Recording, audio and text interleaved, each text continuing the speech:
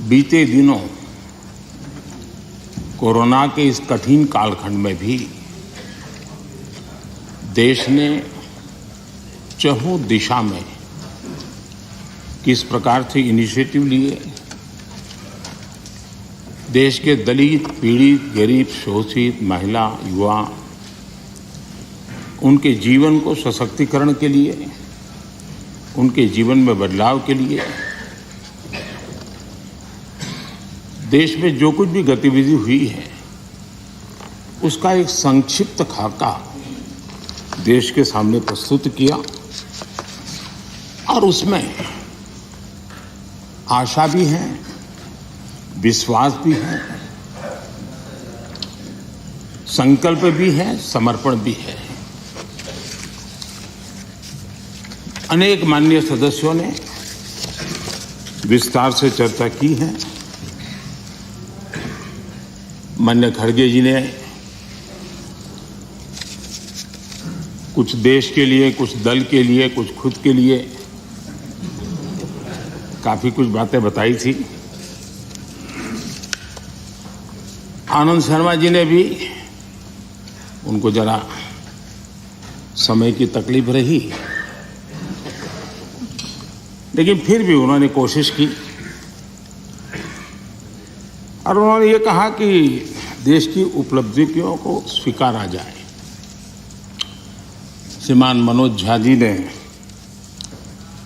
राजनीतिक से अभिभाषण परे होना चाहिए, इसकी अच्छी सलाह भी दी।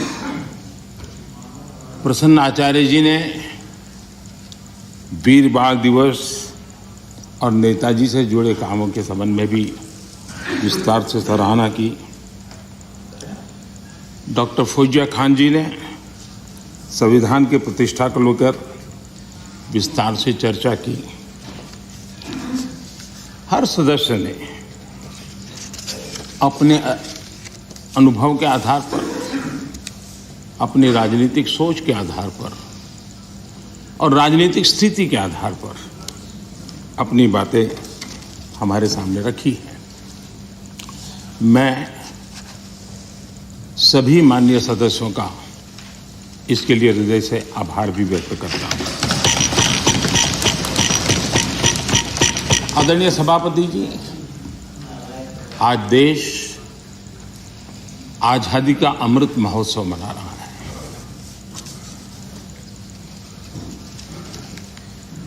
पचहत्तर साल का आजादी के कालखंड में देश को दिशा देने का, देश को गति देने का अनेक स्तर पर प्रयास हुए हैं और उन सब का लेखा जोखा लेकर के जो अच्छा है उसे आगे बढ़ाना, जो कमियां हैं उसको करेक्ट करना और जहां नए इनिशिएटिव लेने की आवश्यकता है वो नए इनिशिएटिव लेना। और देश जब आजादी के 100 साल मनाएगा तब हमें देश को कहां ले जाना है, कैसे ले जाना है, किन किन योजनाओं के सहारे हम ले जा सकते हैं, इसके लिए ये बहुत ही महत्वपूर्ण समय है। और हम सभी राजनीतिक नेताओं ने, राजनीतिक क्षेत्र के कार्यकर्ताओं ने अपना ध्यान पर भी और देश का ध्यान भी आने वाले 25 साल के लिए देश को कैसे आगे ले जाना, इसके लिए केंद्रित करना चाहिए। और मुझे विश्वास है कि उससे जो संकल्प उभरेंगे उस संकल्प में सबकी सामूहिक भागीदारी होगी, सबका ओनरशिप होगी और उसके कारण जो 75 साल की गति थी उससे अनेक गुना गति के साथ हम देश को बहुत कुछ दे सकते हैं। आदरणीय सभापति जी, कोरोना एक वैश्विक महामारी है और पिछले 100 साल में मानव जात ने इतना बड़ा संकट नहीं देखा है। और संकट की तीव्रता देखिए, मां बीमार है एक कमरे में, लेकिन बेटा उस कमरे में प्रवेश न कर पाए। पूरे मानव जात के लिए ये कितना बड़ा संकट था। और अभी भी ये संकट बहुरूपिया है, नए नए रंग रूप लेकर के कभी न कभी कुछ न कुछ आफतें लेकर के आता है। और पूरा देश और पूरी दुनिया, पूरी मानव जात उससे जूझ रही है। हर कोई रास्ते खोज रहे हैं। आज 130 करोड़ के भारत के लिए दुनिया में जब प्रारंभिक कोरोना का प्रारंभ हुआ, चर्चा यही थी भारत का क्या होगा और भारत के कारण दुनिया की कितनी बर्बादी होगी, इसी दिशा में चर्चा हो रही थी। लेकिन ये 130 करोड़ देशवासियों की संकल्प शक्ति, उनका सामर्थ्य और उन्होंने जो भी जीवन में उपलब्ध था उसके बीच में डिसिप्लिन का पालन करने का प्रयास किया कि आज विश्व में भारत के प्रयासों की सराहना हो रही है। और इसका गौरव ये किसी राजनीतिक दल का कार्यक्रम नहीं था, ये अचीवमेंट देश का है, 130 करोड़ देशवासियों का है। अच्छा होता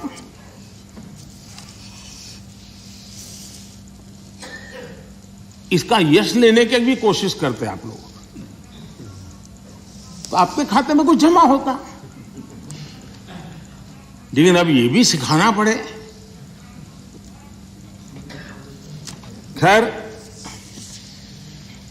वैक्सीनेशन के संबंध में अभी प्रश्नकाल में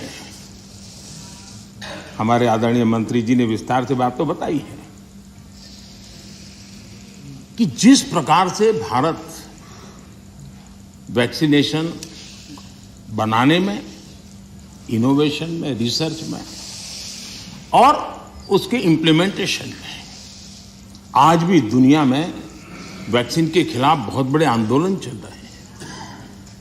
लेकिन वैक्सीन से मेरा लाभ हो या न लाभ हो, लेकिन कम से कम वैक्सीन लगाऊंगा तो मेरे कारण किसी और का नुकसान नहीं होगा।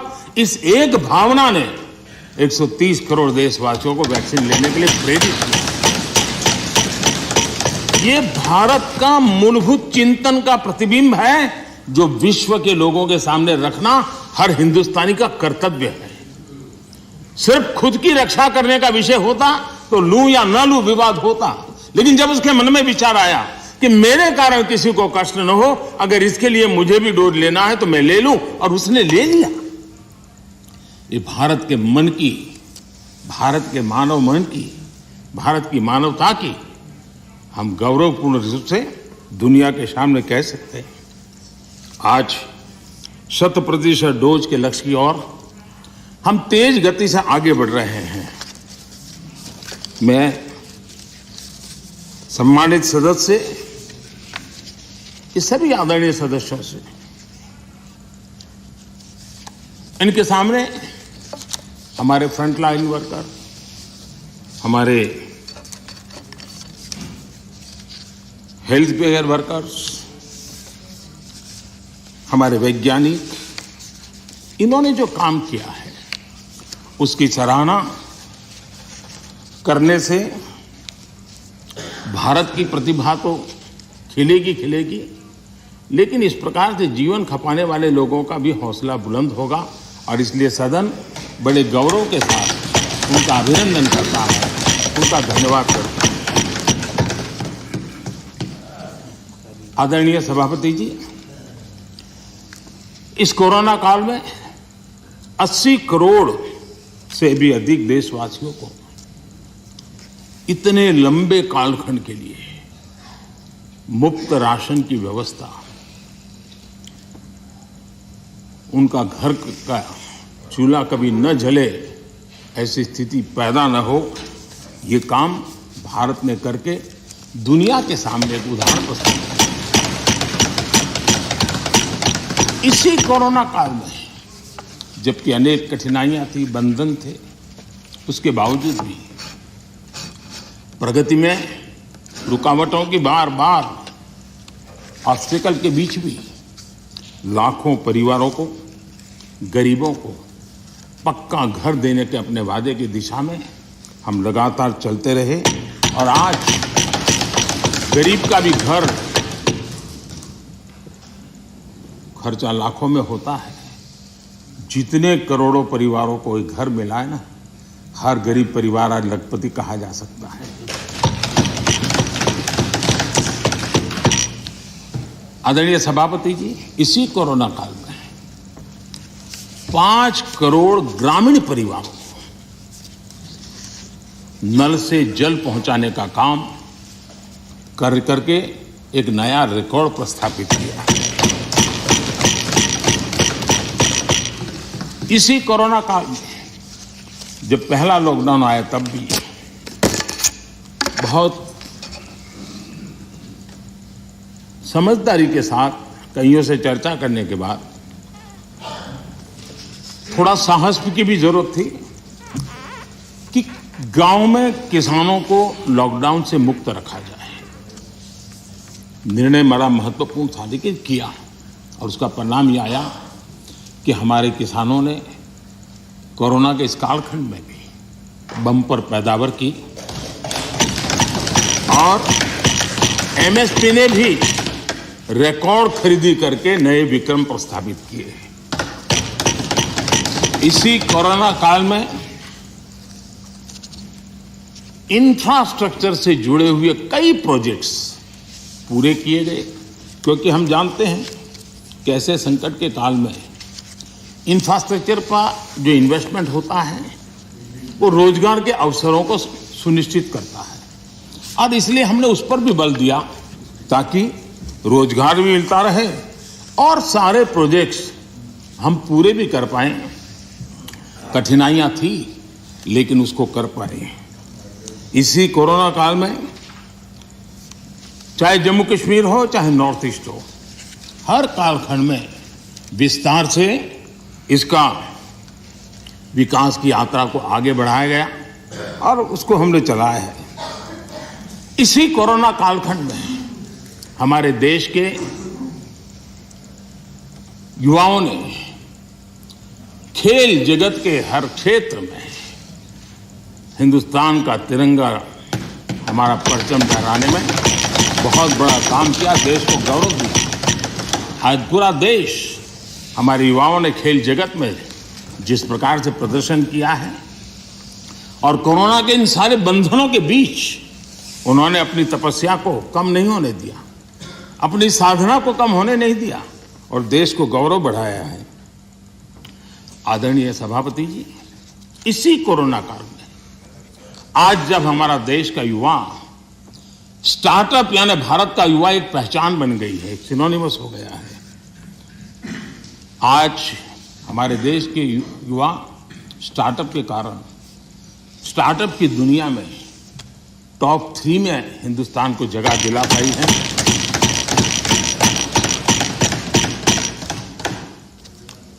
आदरणीय सभापति जी, इसी कोरोना काल में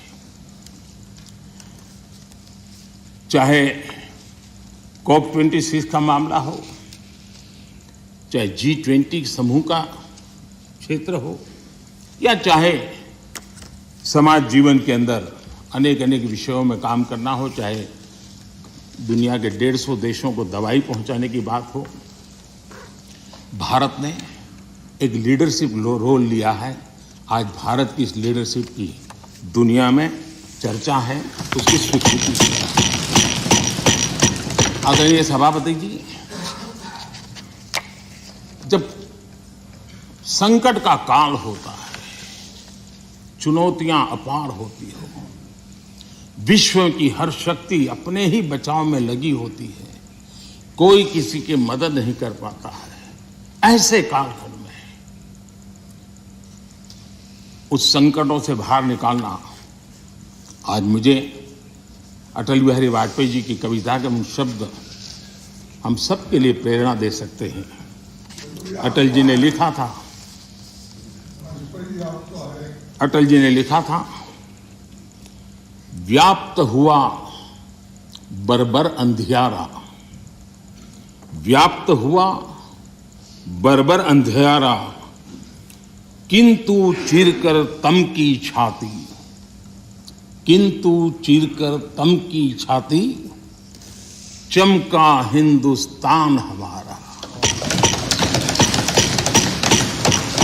किंतु चीरकर तम की छाती, चमका हिंदुस्तान हमारा।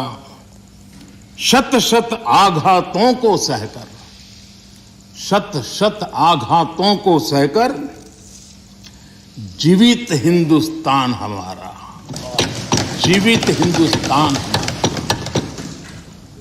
जग के मस्तर पर रोली सा, जग के मस्तर पर रोली सा, शोभित हिंदुस्तान हमारा, शोभित हिंदुस्तान हमारा।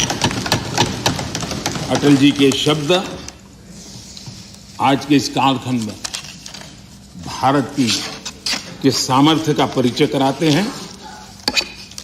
आदरणीय सभापति जी, इस कोरोना काल में सभी क्षेत्रों को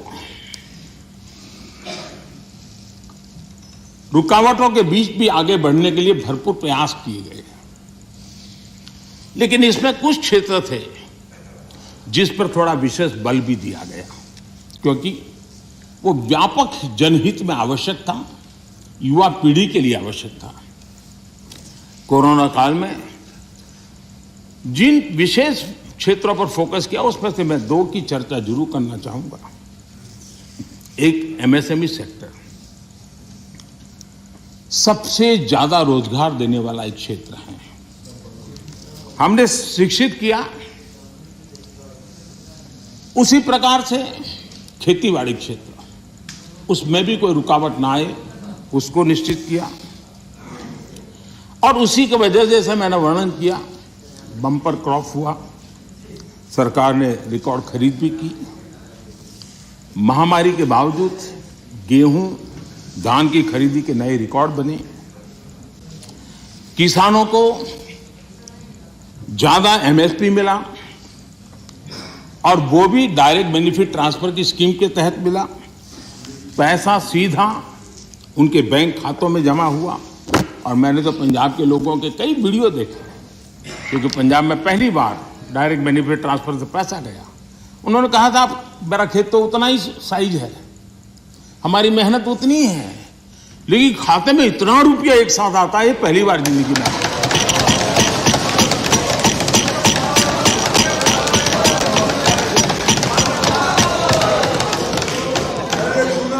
इससे संकट के समय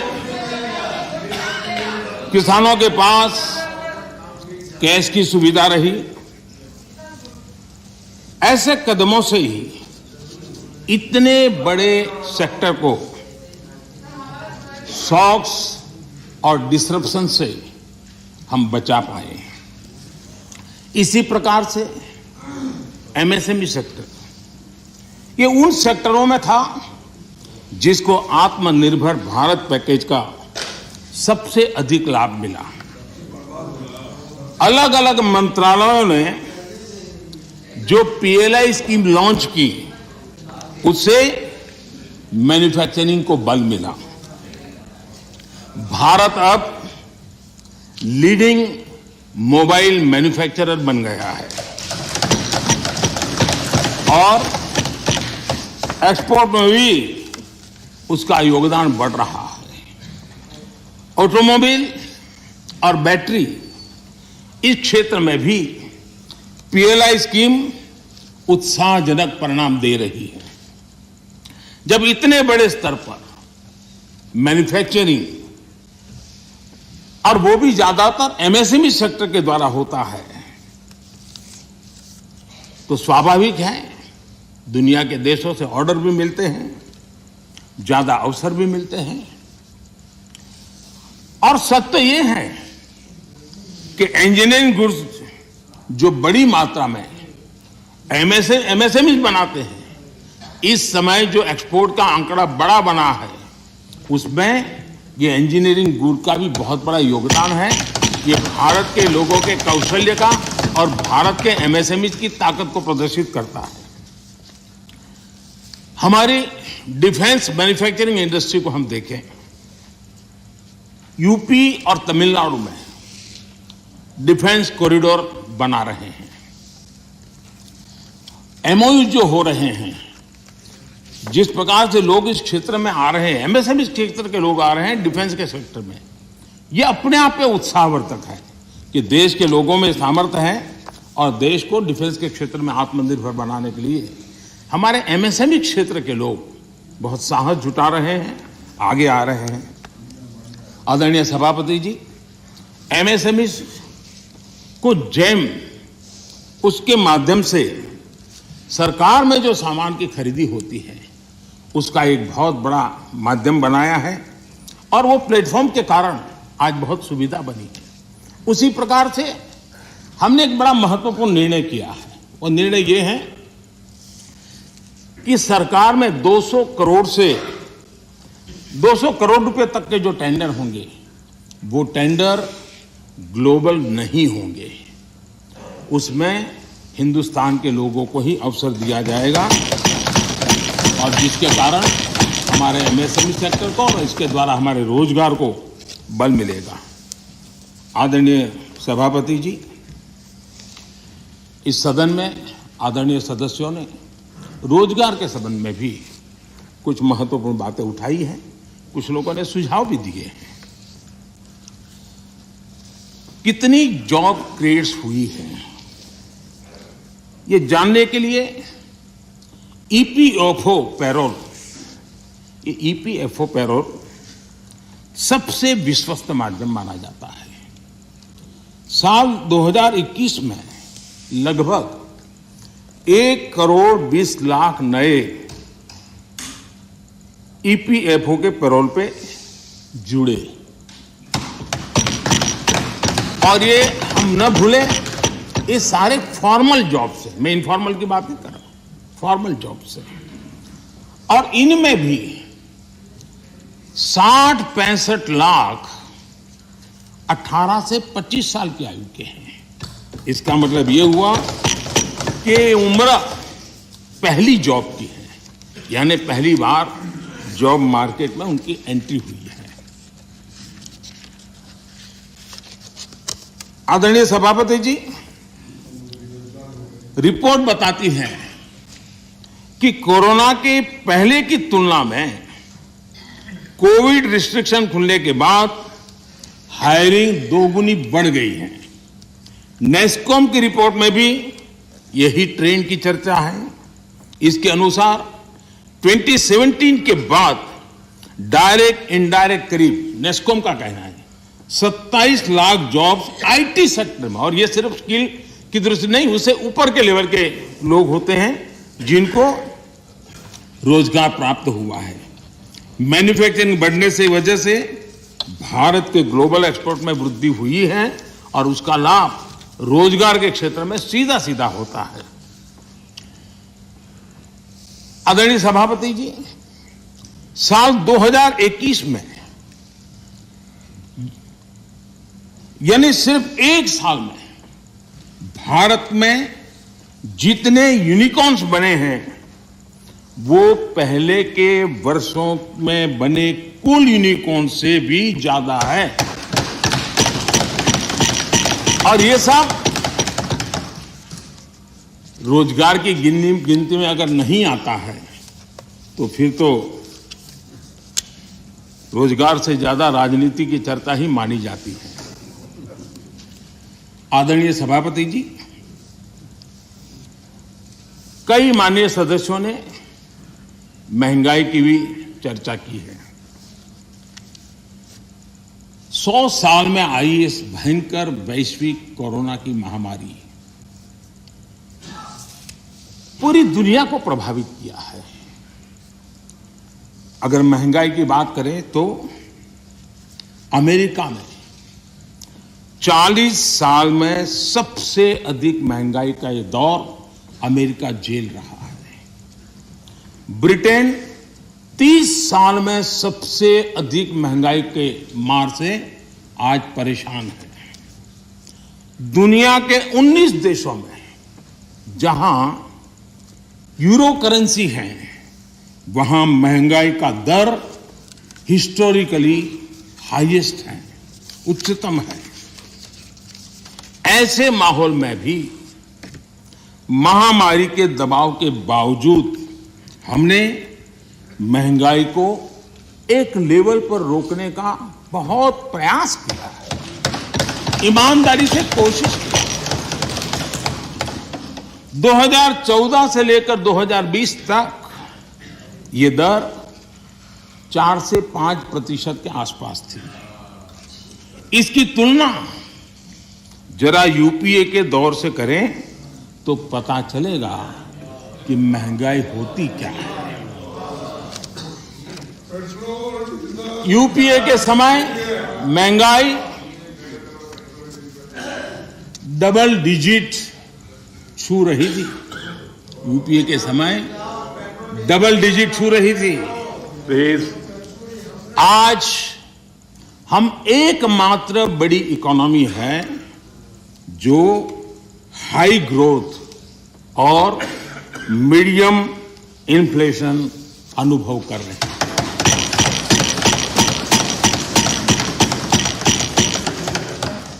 बाकी दुनिया की इकोनॉमी को देखें तो वहां की अर्थव्यवस्थाओं में या तो ग्रोथ स्लो हुई है या फिर महंगाई दशकों के रिकॉर्ड तोड़ रही है। आदरणीय सभापति जी, इस सदन में कुछ साथियों ने भारत की निराशाजनक तस्वीर पेश की और पेश करने में आनंद आ रहा था, ऐसा भी लग रहा था। मैं जब इस प्रकार की निराशाएं देखता हूं तो फिर मुझे लगता है कि सार्वजनिक जीवन में उतार चढ़ाव आते रहते हैं, जय पराजय होता रहता है। उससे छाई हुई व्यक्तिगत जीवन की निराशा कम से कम देश पर नहीं थोपनी चाहिए।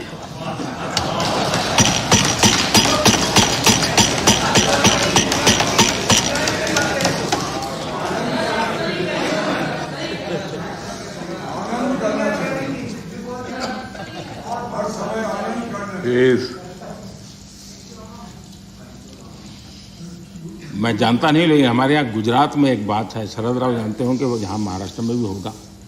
कहते हैं कि जब हरियाली होती है, खेतों हरे भरे होते हैं और किसी ने वो हरी भरी हरियाली देखी हो और उसी समय बाय एक्सीडेंट अगर उसकी आंखें चली जाए तो जीवन भर उसको वो हरे वाला आखिरी जो चित्र है वो रहता है।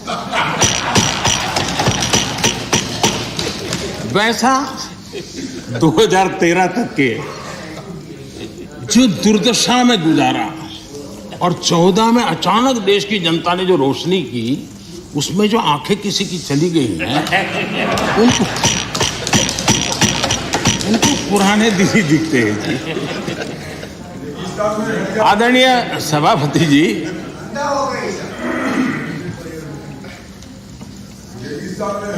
हमारे यहाँ शास्त्रों में कहा गया है, महाजनों येन गतः स पंथाः, अर्थात महाजन लोग, बड़े लोग जिस पथ पर जाते हैं वही मार्ग अनुकरणीय होता है।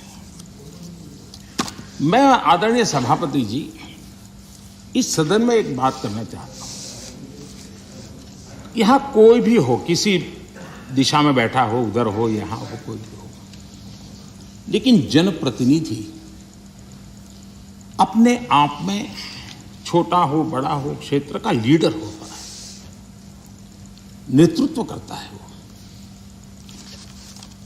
जो भी उसका कमांड एरिया होगा वहां के लोग उसको देखते हैं, उसकी बातों को फॉलो करते हैं। और ऐसा सोचना ठीक नहीं है कि हम सत्ता में है तो लीडर और वहां बैठ गए तो अरे रे क्या हो गया, ऐसा नहीं होता है। कहीं पर भी आप है, अगर जनप्रतिनिधि हैं, आप सच्चे अर्थ में लीडर है। और लीडर अगर इस प्रकार से सोचेगा, ऐसी निराशा से भरा हुआ लीडर होगा, तो क्या होगा भाई? क्या यहां बैठे तभी देश की चिंता करनी और वहां बैठे तो देश के अपने क्षेत्र के लोगों की नहीं करनी? ऐसा होता है क्या? किसी से नहीं सीखते तो शरद राव से सीखो। मैंने देखा है शरद राव इस उम्र में भी अनेक बीमारियों के बीच भी क्षेत्र के लोगों को प्रेरणा देते रहते हैं। हमें निराश होने की जरूरत नहीं भाई। और क्योंकि आप अगर निराश होते हैं तो आपका जो क्षेत्र भले अब धीरे कम हो गया होगा, लेकिन जो भी होगा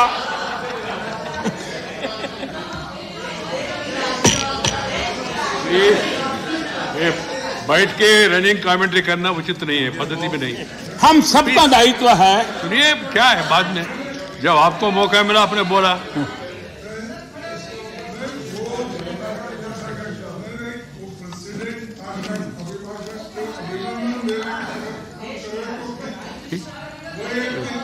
ठीक है ठीक है, करके जी आपको बुलाया। ठीक नहीं, ये रिकॉर्ड में जाएगा नहीं। ये रिकॉर्ड में नहीं जा रहे, अननेसेसरी।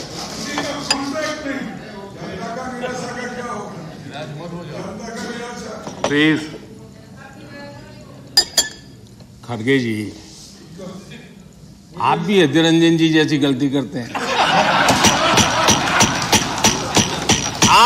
आप थोड़ा पीछे देखिए, जयराम जी ने पीछे जाकर के 2-3 लोगों को तैयार किया हुआ इस काम के लिए। आप इस प्रतिष्ठा से रहिए, पीछे है रखा है व्यवस्था। जयराम जी खास जाकर के बाहर जाकर के सूचना लेकर के आए, समझा रहे थे। अभी थोड़ी देर में शुरू होने वाला है।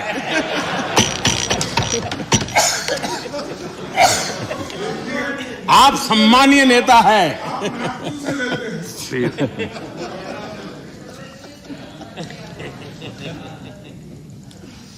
आदरणीय सभापति जी,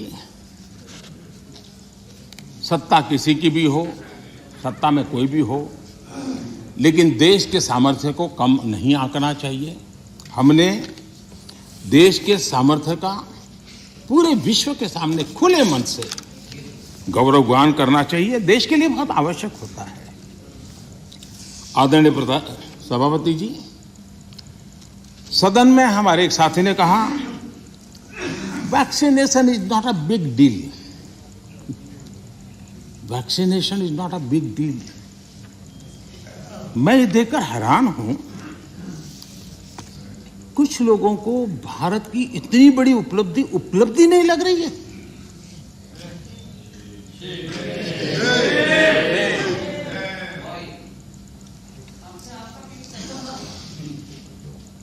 एक साथी ने यह भी कहा कि टीकाकरण पर व्यर्थ खर्च हो रहा है।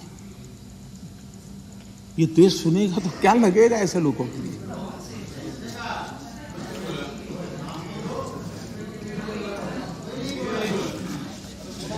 आदरणीय सभापति जी, कोरोना जब से मानव जात पर संकट में पैदा कर रहा है, सरकार ने देश और दुनिया में उपलब्ध हर संसाधन जुटाने के लिए भरपूर कोशिश की है। हमारे देश के नागरिकों की रक्षा करने के लिए जितना भी हमारी सामर्थ्य था, समझ थी, शक्ति थी, और सबको साथ लेकर के चलने का हमने प्रयास किया है। और जब तक महामारी रहेगी तब तक सरकार गरीब से गरीब परिवार का जीवन बचाने के लिए जितना खर्च करना पड़ेगा खर्चा करने के लिए प्रतिबद्ध है।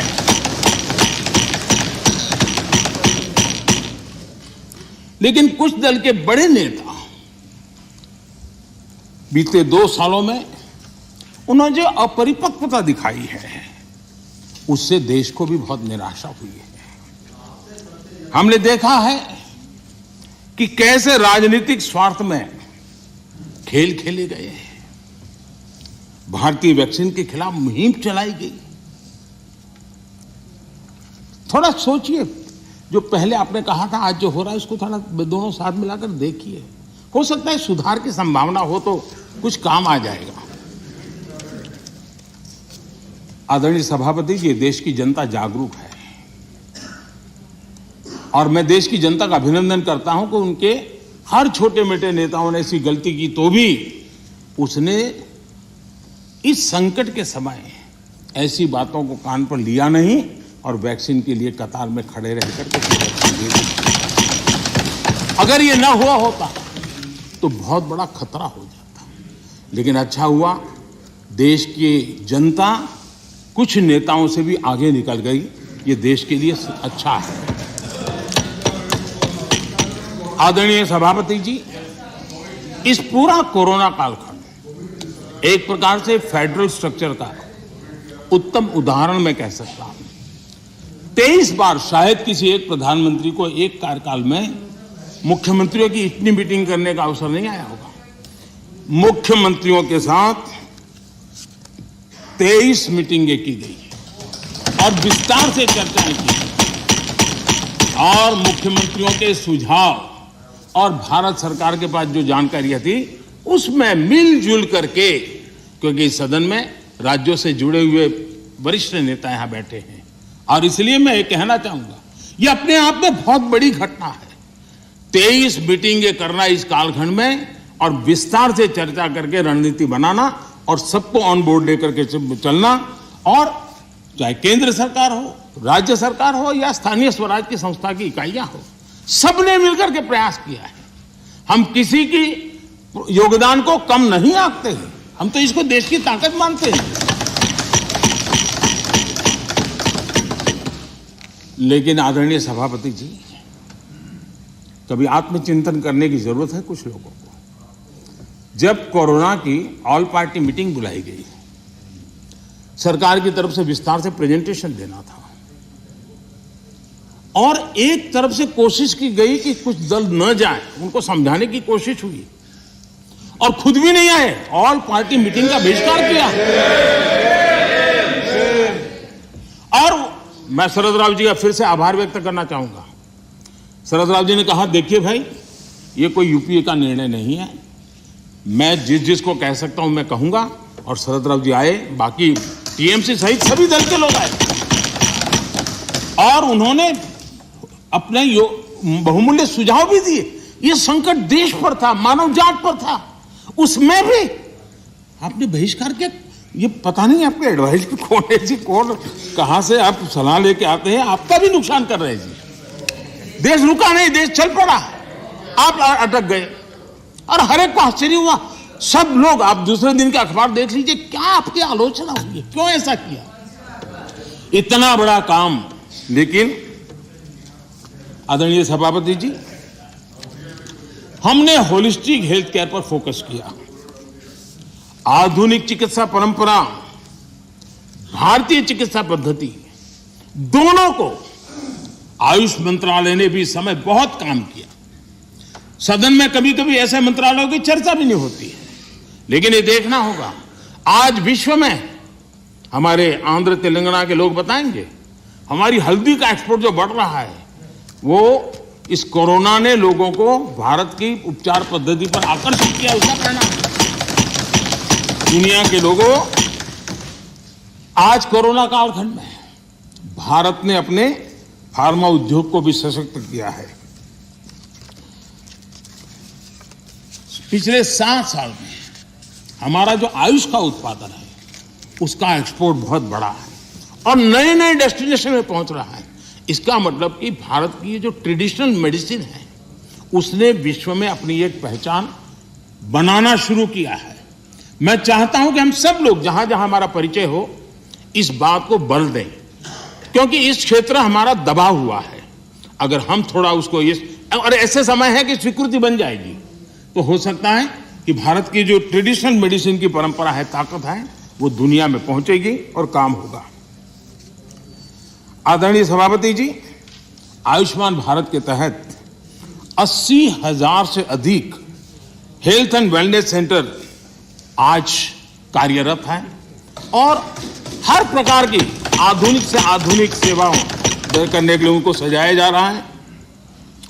ये सेंटर गांव और घर के पास ही फ्री टेस्ट समेत बेहतर प्राइमरी हेल्थ केयर सुविधा दे रहे हैं। ये सेक्टर कैंसर, डायबिटीज और दूसरी गंभीर बीमारियों को शुरुआत में ही डिटेक्ट करने के में मदद कर रहे हैं। 80,000 सेंटर बने हैं और इसको हम और बढ़ाने की दिशा में तेज गति से काम कर रहे हैं। यानी बहुत महत्वपूर्ण बीमारियों में भी, गंभीर बीमारियों में भी उनको स्थानीय स्तर पर मदद मिलने की संभावना है।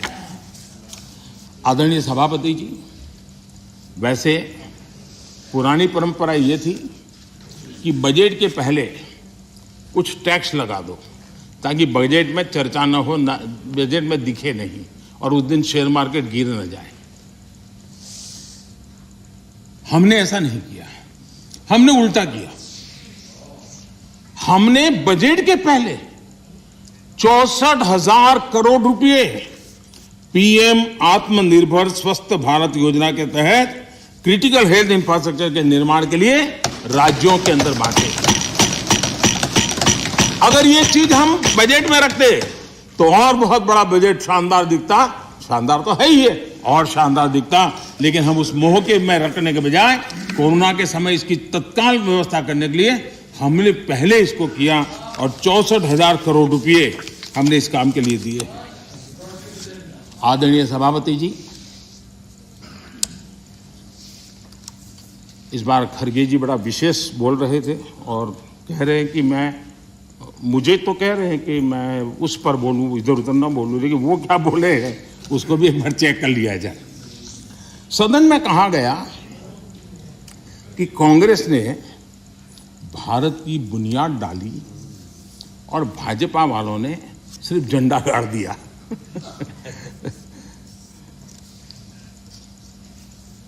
आदरणीय सभापति जी, ये सदन में ऐसे ही हंसी मजाक में कही गई बात नहीं थी।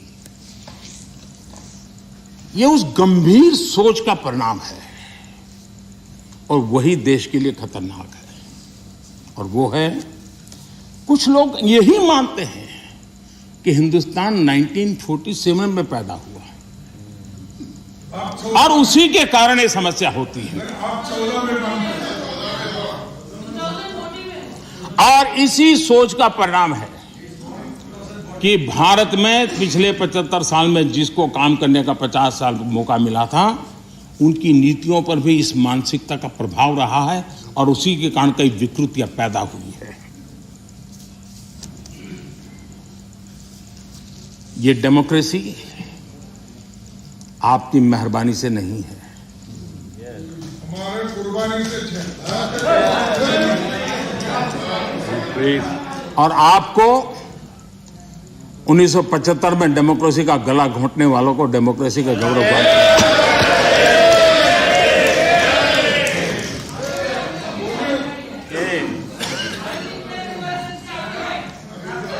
आदरणीय सभापति जी, ये 47 में पैदा हुए हैं ना, ऐसी जो सोच वाले लोग हैं, उन्होंने एक बात दुनिया के सामने गाजे बाजे के साथ कहनी चाहिए थी, वो कहने से कतरा गए। हमें गर्व के साथ कहना चाहिए था कि भारत, मदर इंडिया, ये मदर ऑफ डेमोक्रेसी है।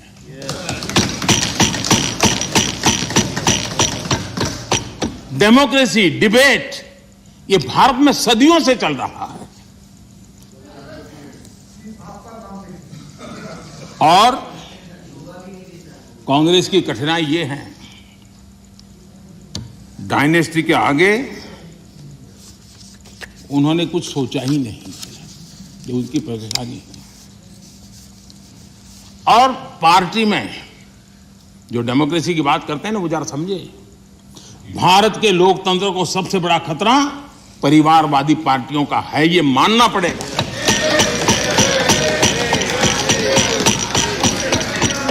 और पार्टी में भी जब कोई परिवार सर्वोपरि होता है, तब सबसे पहली कैजुअलिटी जब पार्टी में भी कोई एक परिवार सर्वोपरि हो जाता है तो सबसे पहली कैजुअलिटी टैलेंट की होती है।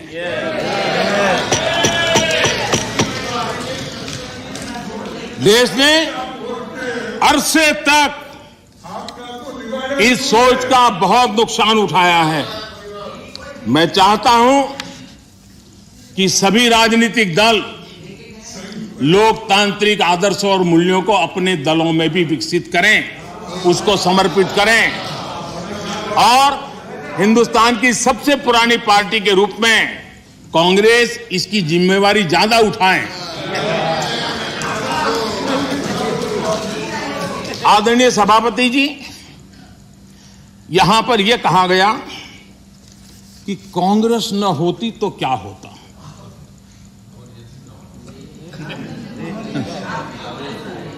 India is Indira, Indira is India, यही सोच का परिणाम है। आदरणीय सभापति जी, मैं जरा बताना चाहता हूं, यह कहा गया है, मैं सोच रहा हूं कि कांग्रेस ना होती तो क्या होता, क्योंकि महात्मा गांधी की इच्छा थी। क्योंकि महात्मा गांधी को मालूम था कि इनके रहने से क्या क्या होने वाला है, और इन्होंने कहा था पहले से इसको खत्म करो, इसको बिखेर दो। महात्मा गांधी ने कहा था। लेकिन अगर ना होती महात्मा गांधी की इच्छा के अनुसार, अगर हुआ होता, अगर महात्मा गांधी की इच्छा के अनुसार कांग्रेस ना होती तो क्या होता? लोकतंत्र परिवारवाद से मुक्त होता। भारत विदेशी चश्मे के बजाय स्वदेशी संकल्पों के रास्ते पर चलता। अगर कांग्रेस न होती तो इमरजेंसी का कलंक न होता। अगर कांग्रेस न होती तो दशकों तक करप्शन को संस्थागत बनाकर नहीं रखा जाता। अगर कांग्रेस न होती तो जातिवाद और क्षेत्रवाद की खाई इतनी गहरी न होती। अगर कांग्रेस न होती तो सिखों का नरसंहार न होता। सिखों का नरसंहार न होता।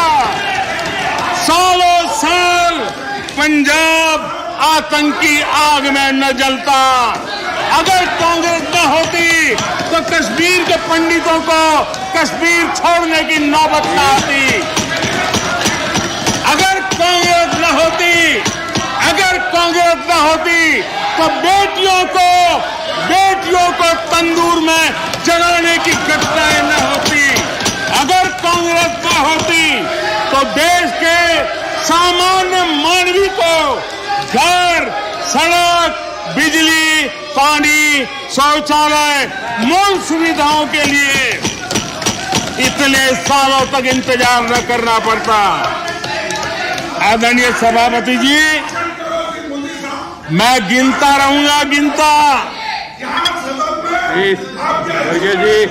खड़गे जी, आपने भी 1 घंटा बोला। You are leader of the opposition. Please understand. आदरणीय सभापति जी, 1 hour 6 minutes पद्धति नहीं है। आदरणीय सभापति जी, कांग्रेस जब सत्ता में रही, देश का विकास नहीं होने दिया। अब विपक्ष में है तो देश के विकास में बाधा डाल रही है। अब कांग्रेस को नेशन पर भी आपत्ति है। नेशन पर आपत्ति है। यदि नेशन इसकी कल्पना गैर संवैधानिक है तो आपकी पार्टी का नाम इंडियन नेशनल कांग्रेस क्यों रखा गया?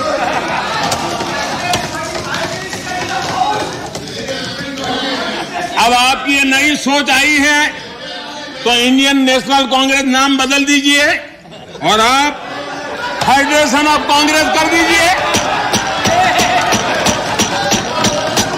अपने पूर्वजों की गलती जरा सुधार दीजिए। आदरणीय सभापति जी, बैठ जाइए। Please sit down, sit down. This is आदरणीय सभापति जी, यहाँ पर nothing will go on record without my permission. आदरणीय सभापति जी, without my permission nothing will go on record. Any comment? Federalism को लेकर भी कांग्रेस, टीएमसी और लेफ्ट सहित अनेक साथियों ने यहाँ बड़ी बड़ी बातें की। जरूरी भी है क्योंकि ये राज्यों के वरिष्ठ नेताओं का ये सदन है, लेकिन सभी साथियों को आदरणीय सभापति जी,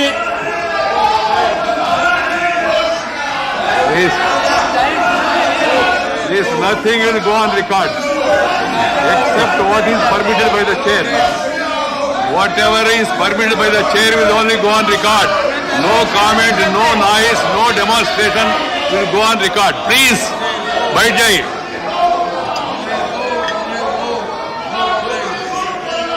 Please. The Prime Minister is intervening. I have permitted it. It will only go on record. Ramdas ji, आप चिंता मत करिए। वो तो नहीं, आप चिंता मत करिए। जो जाना है वो जाएगा। आप क्यों चिंता करते हैं? प्रधानमंत्री जी, yes. That is your comment, na? So let the people decide. Why when we speak, we don't bother about all this. धन्यवाद आदरणीय सभापति जी। लोकतंत्र में सिर्फ सुनाना ही नहीं होता है, सुनना भी लोकतंत्र का हिस्सा है। लेकिन सालों तक उपदेश देने की आदत रखी है, इसलिए जरा बातें सुनने में मुश्किल हो रहा है।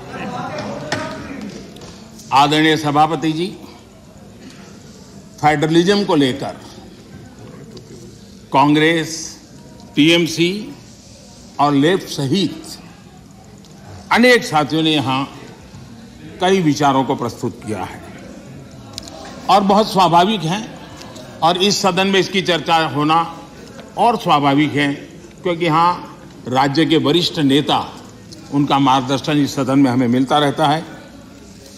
लेकिन जब ये बात करते हैं तब मैं आज सबसे आग्रह करूंगा कि हम फेडरलिज्म के संबंध में हमारे जो कुछ भी विचार हैं, कभी बाबा साहब आम्बेडकर को जरूर पढ़ें, बाबा साहब आम्बेडकर की बातों का स्मरण करें। बाबा साहब आम्बेडकर जी ने जो संविधान सभा में कहा था, उसी को मैं कोट कर रहा हूं। और बाबा साहब आम्बेडकर ने कहा था, ये फेडरेशन एक यूनियन है क्योंकि यह अटूट है। प्रशासनिक सुविधा हेतु देश और लोगों को विभिन्न राज्यों में विभाजित किया जा सकता है। प्रशासन के लिए विभिन्न राज्यों में विभाजित किया जा सकता है, लेकिन देश अभिन्न रूप से एक है। उन्होंने एडमिनिस्ट्रेटिव व्यवस्थाएं और नेशन की कल्पना को स्पष्ट किया है, और ये बाबा साहब आम्बेडकर ने संविधान सभा में कहा है। मैं समझता हूं फेडरलिज्म को समझने के लिए बाबा साहब आम्बेडकर के इतने गहन विचारों से अधिक मैं समझता हूं कि मार्गदर्शन के लिए किसी बात की जरूरत है।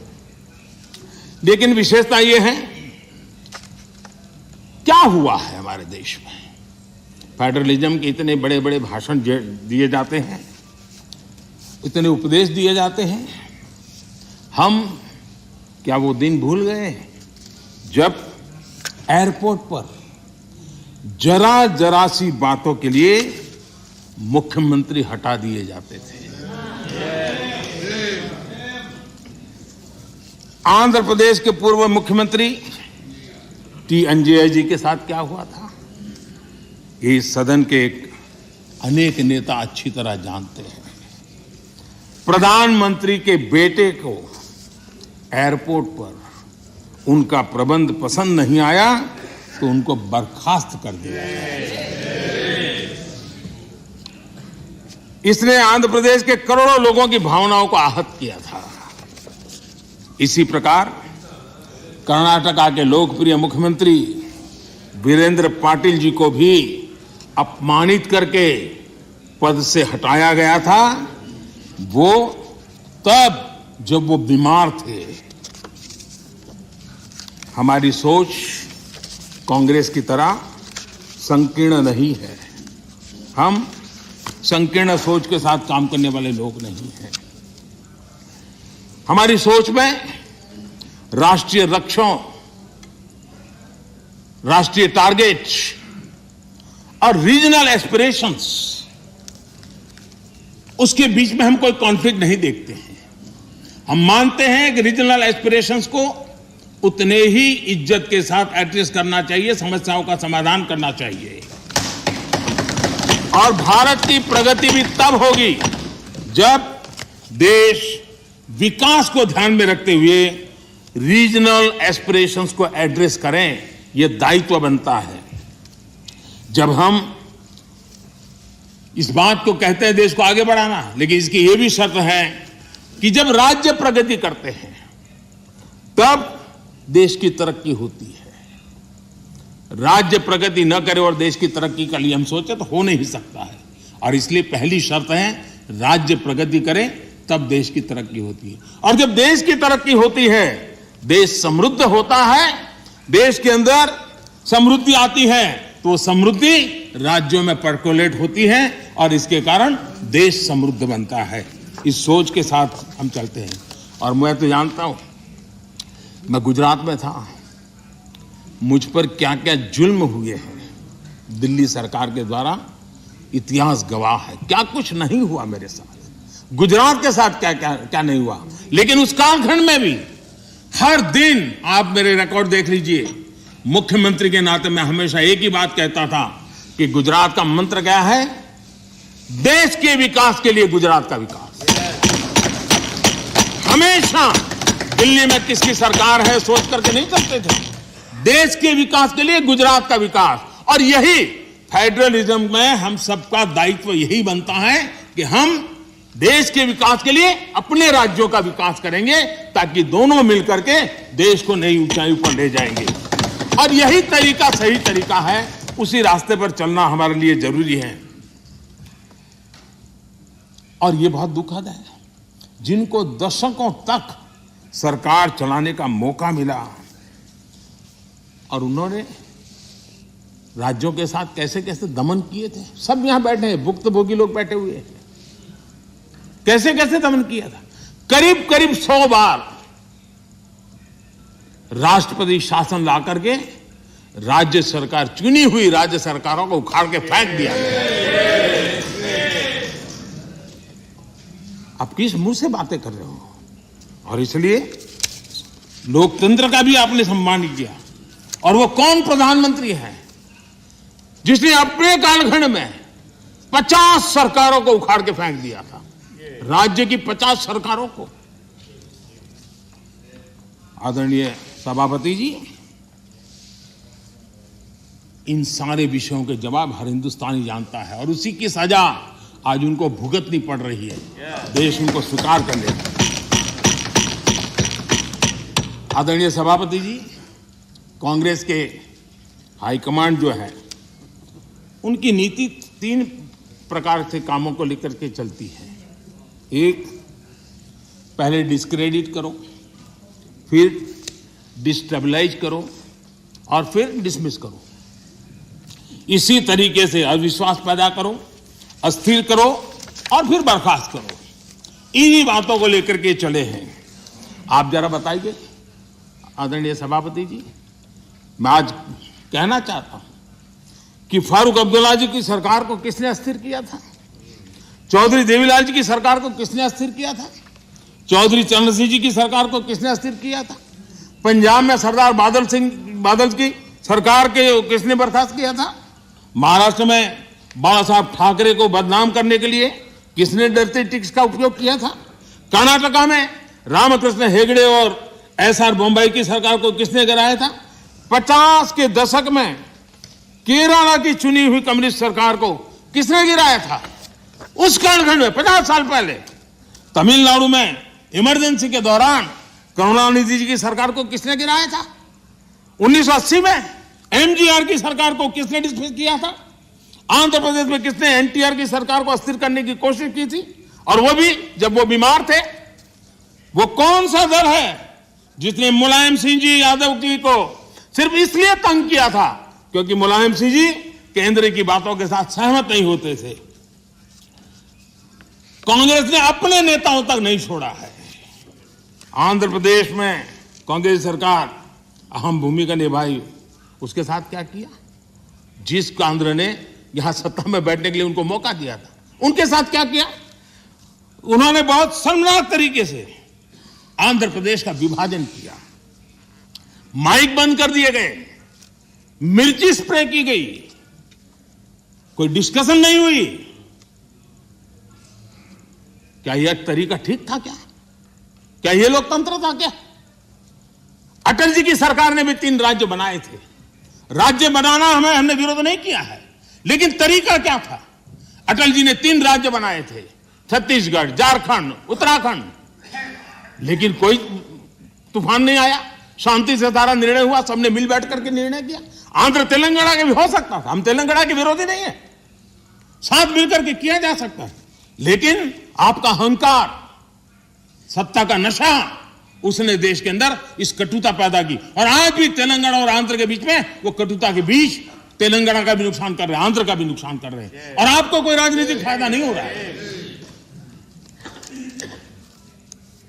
और हमें समझा रहे हैं आदरणीय सभापति जी, हम कोऑपरेटिव फेडरलिज्म के साथ साथ एक नए बदलाव की ओर चले और हमने कोऑपरेटिव कॉम्पिटिटिव फेडरलिज्म की बात कही है।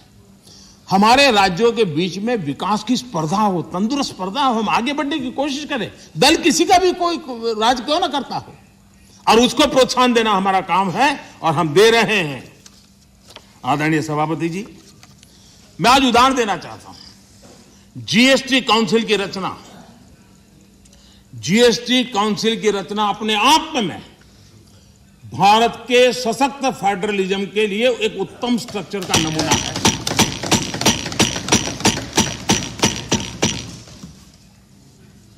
रेवेन्यू के अहम निर्णय जीएसटी काउंसिल में होते हैं और राज्यों के वित्त मंत्री और भारत के वित्त मंत्री सभी इक्वल टेबल पर बैठ करके निर्णय करते हैं। कोई बड़ा नहीं, कोई छोटा नहीं, कोई आगे नहीं, कोई पीछे नहीं, सब साथ मिलकर के दे।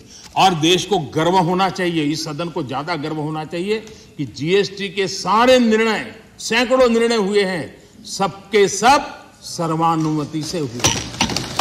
सभी राज्यों के वित्त मंत्री और भारत के वित्त मंत्री ने मिलकर के किए हैं। इससे बड़ा फेडरलिज्म का उत्तम स्वरूप क्या हो सकता है? कौन इसका गौरव नहीं करेगा? लेकिन हम इसका भी गौरव नहीं करते हैं। आदरणीय सभापति जी, एक और उदाहरण मैं देना चाहता हूं फेडरलिज्म का। हमने देखा कि जैसे सामाजिक न्याय ये देश में बहुत अनिवार्य होता है, वरना देश आगे नहीं बढ़ता है, वैसे भी क्षेत्रीय न्याय भी उतना ही जरूरी होता है। अगर कोई क्षेत्र विकास में पीछे रह जाएगा तो देश आगे भी नहीं बढ़ सकता। और इसलिए हमने एक योजना बनाई, एस्पिरेशनल डिस्ट्रिक्ट। देश में 100 से ऐसे डिस्ट्रिक्ट चुने, अलग अलग पैरामीटर के आधार पर चुने गए, राज्यों के साथ मशवरा करके चुने गए, और उन 100 से अधिक जो डिस्ट्रिक्ट हैं वो राज्य के जो एवरेज डिस्ट्रिक्ट है उसकी बराबरी तो कम से कम आ जाए तो बोझ कम हो जाएगा। और उस काम को हमने किया, और आज मैं बड़े संतोष के साथ कहूंगा, बड़े गौरव के साथ कहूंगा, योजना का विचार भले भारत सरकार को आया, लेकिन एक राज्य को छोड़कर के सभी राज्यों ने इसको ओन किया। 100 से अधिक जिलों की स्थिति बदलने के लिए केंद्र सरकार, राज्य सरकार और जिला इकाई आज मिलकर के काम कर रहे हैं, और उसमें सभी दलों की सरकार वाले राज्य हैं। ऐसा नहीं है कि वो भारतीय जनता पार्टी के राज्य वाले सरकारें हैं, और सबने मिलकर के इतने उत्तम परिणाम दिए हैं कि बहुत कम समय में एस्पिरेशनल डिस्ट्रिक्ट कई पैरामीटर में अपने राज्य की एवरेज से भी कुछ आगे निकल गए हैं। और ये मैं समझता हूं कि उत्तम से उत्तम काम है। और मैं बताऊं, कुछ आकांक्षी जिले जो एस्पिरेशनल डिस्ट्रिक्ट हैं, उनके जनधन अकाउंट पहले की तुलना में 4 गुना ज्यादा जनधन अकाउंट खोलने का काम किया है। हर परिवार में शौचालय मिले, बिजली मिले, इसके लिए भी उत्तम काम इस एस्पिरेशनल डिस्ट्रिक्ट में सभी राज्यों ने मिलकर के किया है। मैं समझता हूं यही फेडरल स्ट्रक्चर का उत्तम उदाहरण है, और उसी से देश की प्रगति के लिए फेडरल स्ट्रक्चर का ताकत का उपयोग होना, यह उसका उदाहरण है। आदरणीय सभापति जी,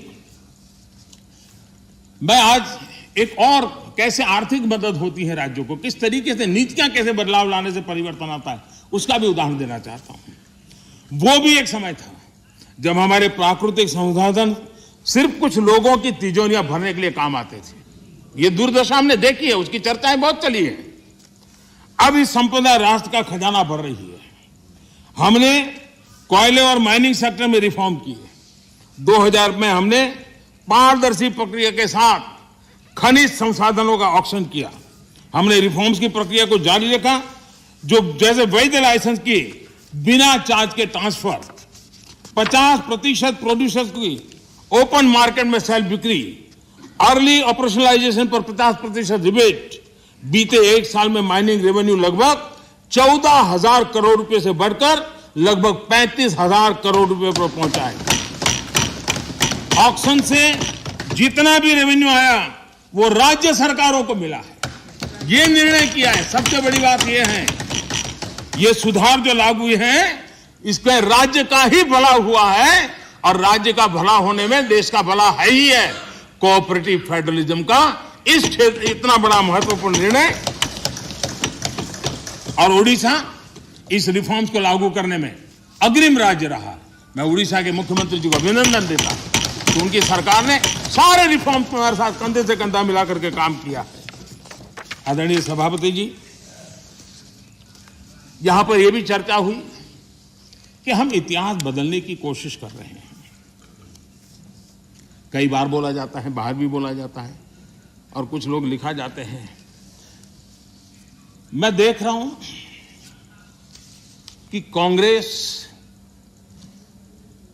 एक प्रकार से अर्बन नक्सल के चुंगाल में फंस गई है।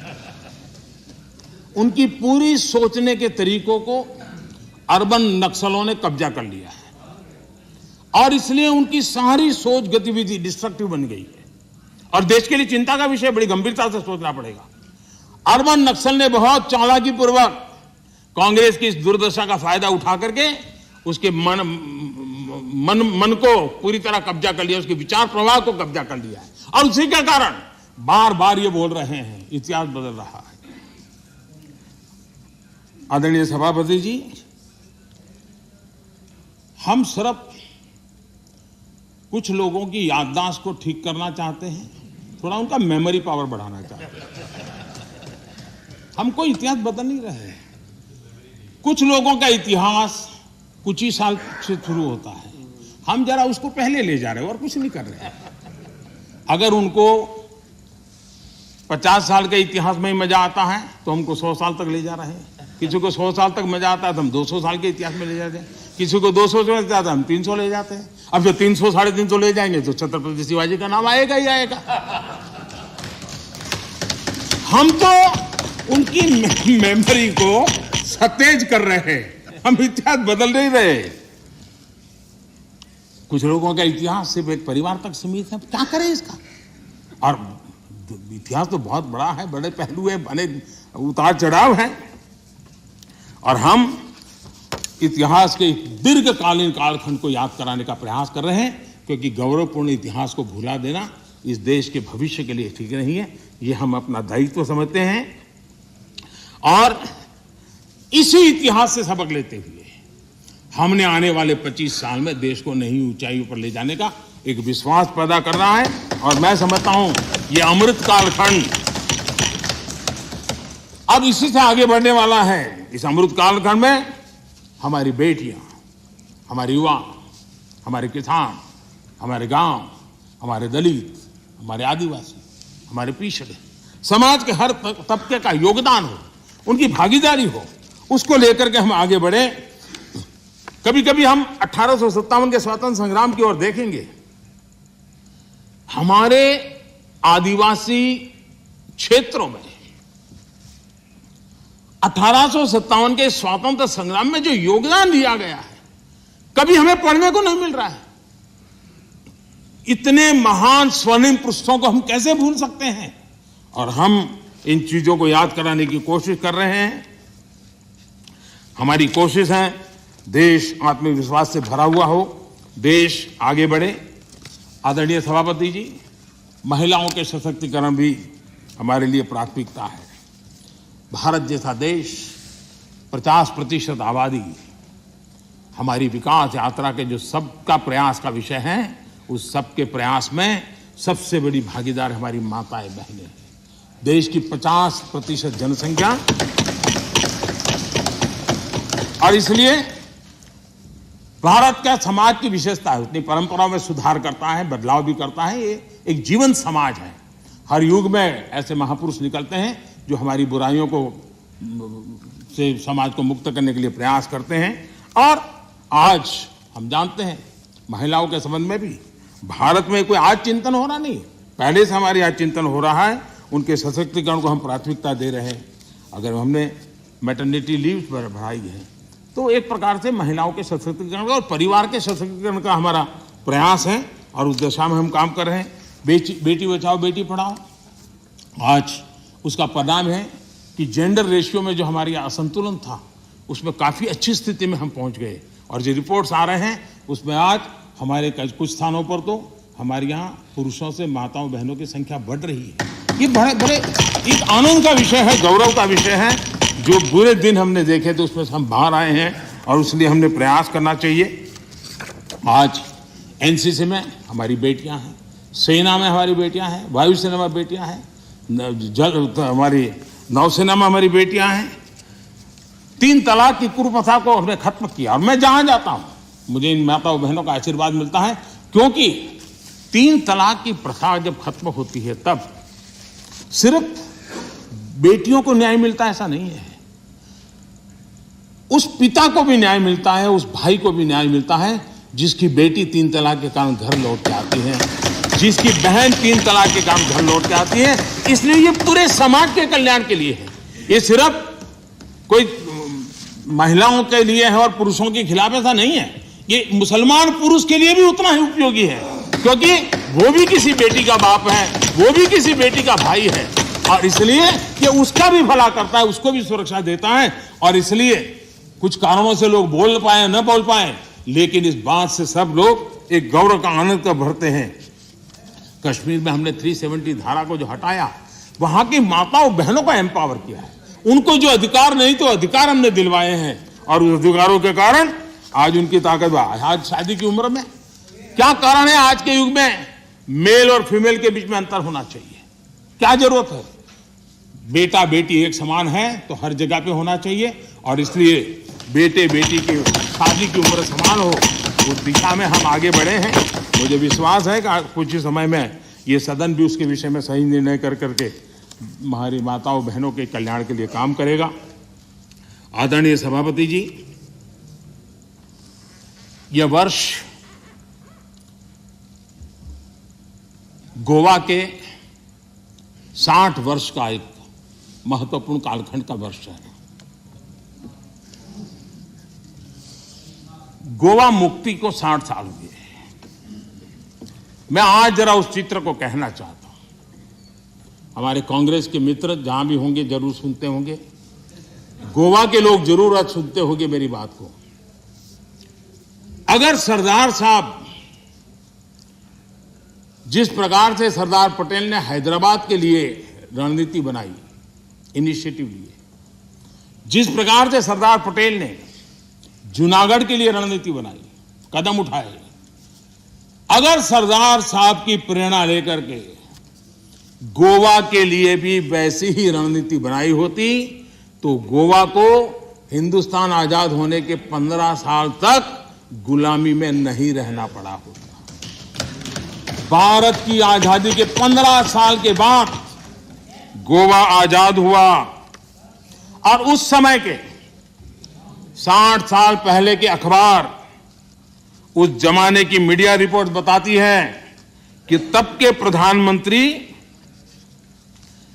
अंतर्राष्ट्रीय छवि का क्या होगा, ये उनकी सबसे बड़ी चिंता का विषय था।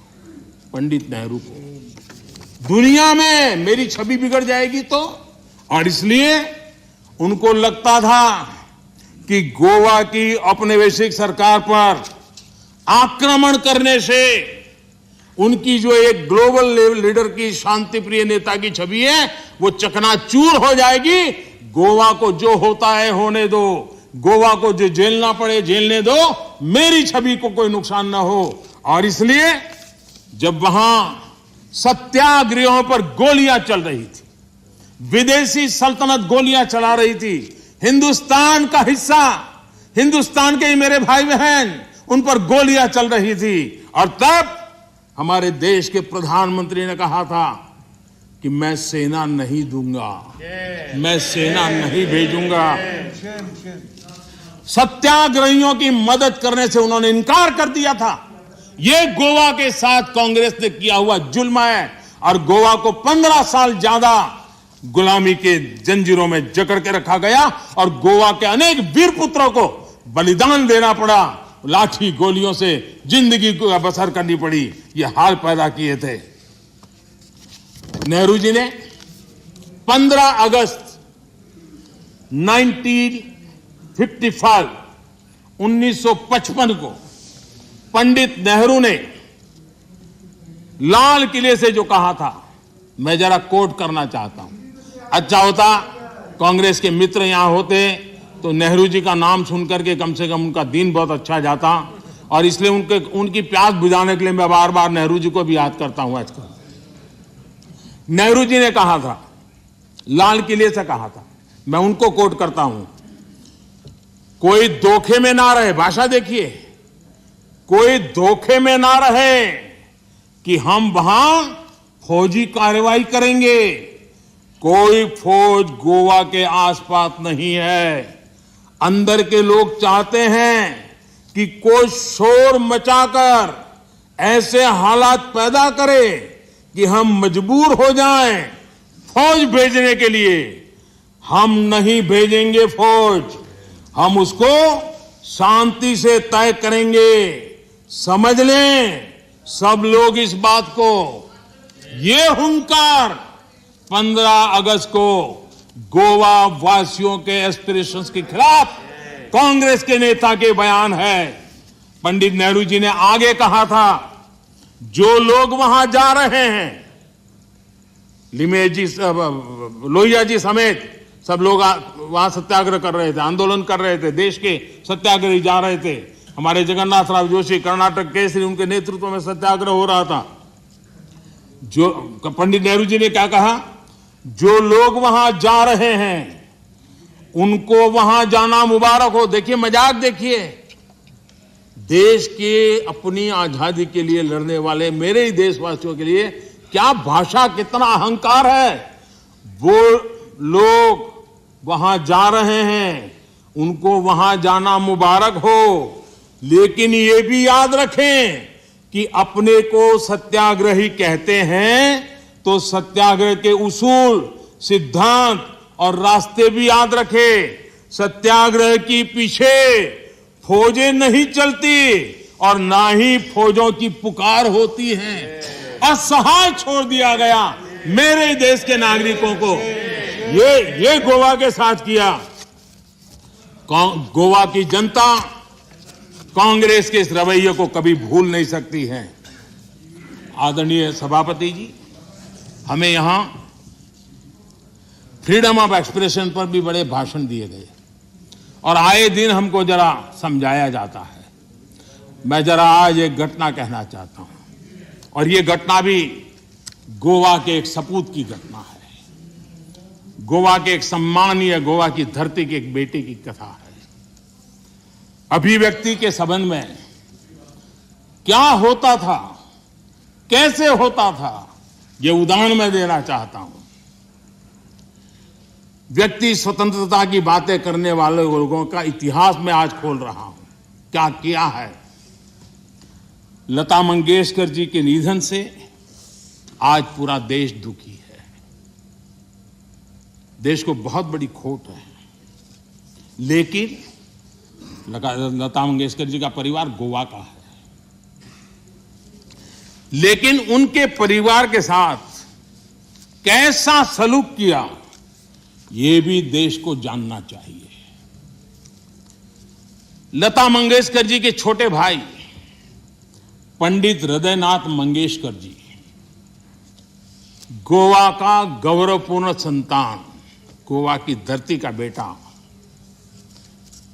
उन्हें ऑल इंडिया रेडियो से निकाल दिया गया। वो ऑल इंडिया रेडियो में काम करते थे और उनका गुनाह क्या था? उनका गुनाह यह था कि उन्होंने वीर सावरकर की एक देशभक्ति से भरी कविता की ऑल इंडिया रेडियो पर प्रस्तुति दी थी। आप देखिए, हृदयनाथ जी ने एक इंटरव्यू में बताया, उनका इंटरव्यू अवेलेबल है। उन्होंने इंटरव्यू में कहा, जब वो सावरकर जी से मिले कि मैं आपका गीत करना चाहता हूं, तो सावरकर जी ने उनको कहा, क्या तुम जेल जाना चाहते हो क्या? मेरी कविता गा करके जेल जाना चाहते हो क्या? तो हृदयनाथ जी ने उनकी देशभक्ति से भरी कविता उसे संगीतबद्ध किया। 8 दिन के अंदर उनको ऑल इंडिया रेडियो से निकाल दिया गया। ये आपका फ्रीडम ऑफ एक्सप्रेशन है। ये स्वतंत्रता की आपकी झूठ बातें देश के सामने आपने रखी है। कांग्रेसी सरकारों ने दौरान किस प्रकार जुल्म हुए, ये सिर्फ हृदयनाथ मंगेशकर जी गोवा के बेटे के साथ हुए ऐसे नहीं, इसकी सूची काफी लंबी है। मजरू सुल्तानपुरी जी को पंडित नेहरू की आलोचना करने के लिए 1 साल जेल में बंद कर दिया गया। नेहरू जी के रवैये की आलोचना करने के लिए प्रोफेसर धर्मपाल जी को जेल में डाल दिया गया था। प्रसिद्ध संगीतकार किशोर कुमार जी को इमरजेंसी में इंदिरा जी के सामने न झुकने के कारण, इमरजेंसी के पक्ष में न बोलने के कारण उनको आपातकाल में उनको भी निकाल दिया गया था।